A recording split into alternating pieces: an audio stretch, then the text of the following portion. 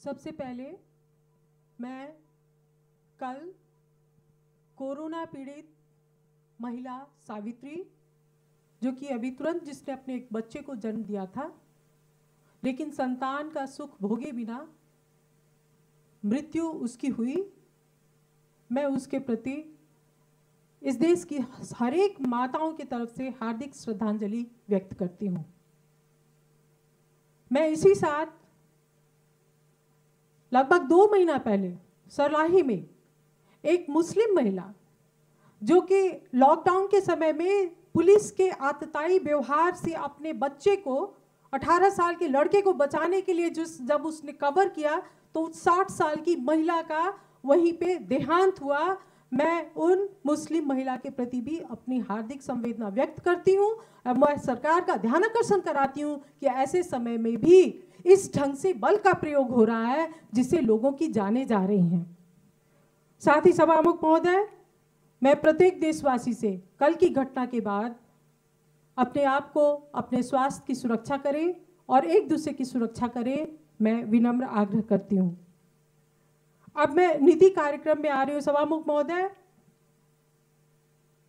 यह नीति कार्यक्रम बिल्कुल बैंकरप्ट है, आइडिया के दृष्टिकोण से खोखला है।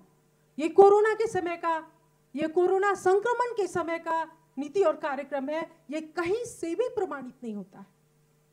बिल्कुल वही पुरानी बातें, स्वास्थ्य को प्राथमिकता दी गई है, 50 बेड का अस्पताल बनाया जाएगा, 100 बेड का अस्पताल बनाया जाएगा, 200 बेड का अस्पताल बनाया जाएगा। अभी लॉकडाउन की अवस्था में क्या किया जाएगा उसके बारे में यह नीति कार्यक्रम मौन है।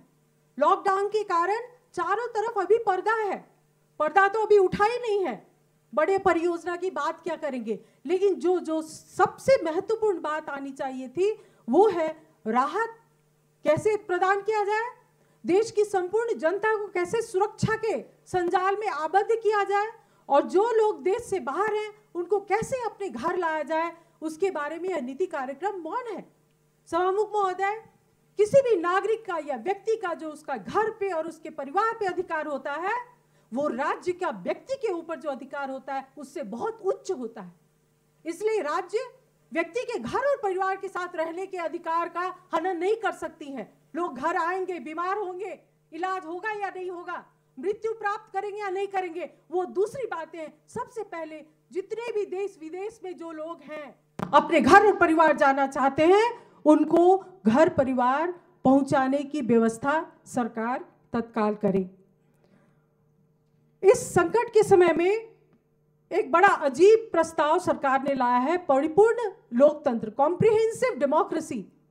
प्रतिस्पर्धात्मक डेमोक्रेसी के स्थान पे परिपूर्ण डेमोक्रेसी लाके क्या सरकार एक दलीय निरंकुशता जो स्थापित करने की उसकी जो चाहत है उसके तरफ इंगित कर रही है? क्योंकि इसमें जो एलिमेंट्स जिस नीति और कार्यक्रम में जो उल्लेख किया गया है, वहां पे ना तो कानून के शासन की बात की गई है, न संवैधानिक सर्वोच्चता की बात की गई है, और न प्रेस स्वतंत्रता की बात की गई है। इसलिए सरकार अगर डेमोक्रेसी के प्रारूप को, लोकतंत्र के प्रारूप को बदलने की उसकी आंतरिक मंशा है तो मैं उसके बारे में सचेत कराती हूँ। सभामुख महोदय, निर्मला पंत के उस 13 साल की बच्ची के बलात्कार और हत्या के बाद अभी का जो लेटेस्ट जो है अध्यादेश कांड और उसके पहले का मेडिकल इक्विपमेंट खरीदने के समय में जो भ्रष्टाचार का कांड हुआ है, मैं सोच रही हूं कि इन 2 वर्षों के आधार पे, 3 वर्षों के आधार पे हम लोग सरकार को कैसे याद करेंगे। प्रधानमंत्री केपी ओली जी, निश्चित रूप से मैं उनसे आग्रह करती हूँ सोचें कि उनके किस काम के लिए हम लोग या नेपाली जनता उनको याद करेगी। मुझको नहीं लगता है कि कहीं पे भी संतोष करने की जगह है। मेडिकल इक्विपमेंट के बारे में जो भ्रष्टाचार हुआ सभामुख महोदय, मैं उसको सुनियोजित मानती हूँ। 2 महीना पहले इसलिए सामग्री नहीं खरीदी गई सामान्य नागरिक प्रक्रिया के तहत, क्योंकि जब अकस्मात, जब इमरजेंसी होगा तब भ्रष्टाचार किया जा सकता है। और एक नई दुखद बात क्या है कि अब सरकार भ्रष्टाचार के काम में सेना को संलग्न करा रही है। सरकार सेना को भी भ्रष्ट कर रही है, सरकार सेना को व्यापार देके भ्रष्ट कर रही है। जब मंत्रिपरिषद के द्वारा सार्वजनिक खरीद आइन के अंतर्गत जब व्यापार जो भ्रष्टाचार का मामला जब लोगों के सिर से ऊपर चला गया है, नाक के ऊपर चला गया है, तो अब सरकार ने सेना के मार्फत भ्रष्टाचार करने का एक युग आरंभ किया है, क्योंकि सेना नागरिक की सरकार से ऊपर है, कानून से ऊपर है। लेकिन इसका मतलब ये नहीं है कि जनता ये नहीं जानती है। हर एक बात में सेना को ठेका, हर एक बात में नहीं, ये सरकार की विफलता है। स्वास्थ्य सामग्री कोरोना शुरू होने के बाद अगर सरकार यहाँ पे नहीं ला सकी है, ये सरकार की पूर्ण विफलता है और प्रधानमंत्री केपी ओली जी इसके बारे में सारी जनता के सामने में उनको माफी मांगनी होगी। अब मैं सुनकोशी परियोजना के बारे में बात करना चाहती हूं। सभामुख महोदय, 2046 साल के बाद निरंतर सुनकोशी कमला डाइवर्सन के प्रोजेक्ट की बात आई है, लेकिन अब सुनकोशी मरीन ड्राइव लाया जा रहा है, बहुउद्देशीय प्रोजेक्ट लाया जा रहा है। प्रदेश नंबर 2 को सिंचाई की आवश्यकता है, बिजली से भी ज्यादा सिंचाई की आवश्यकता है। सरकार बिजली बनाएगी, वो बेचेगी, लेकिन जनता को पानी चाहिए। इसलिए ये सुनकोशी मरीन ड्राइव को हटाकर सुनकोशी कमला सिंचाई परियोजना लाया जाए। मैं निजगढ़ की बात कर रही हूँ सभामुख महोदय, क्या सरकार को पता नहीं है कि निजगढ़ के मामले में सर्वोच्च अदालत में मुद्दा चल रहा है? जब कोई मुद्दा विचाराधीन है तो उसको इस संसद में उठाने की हिम्मत कैसे सरकार ने की? क्या सरकार ने सर्वोच्च अदालत को ललकारा है या फिर सर्वोच्च अदालत को दबाव में डाला है?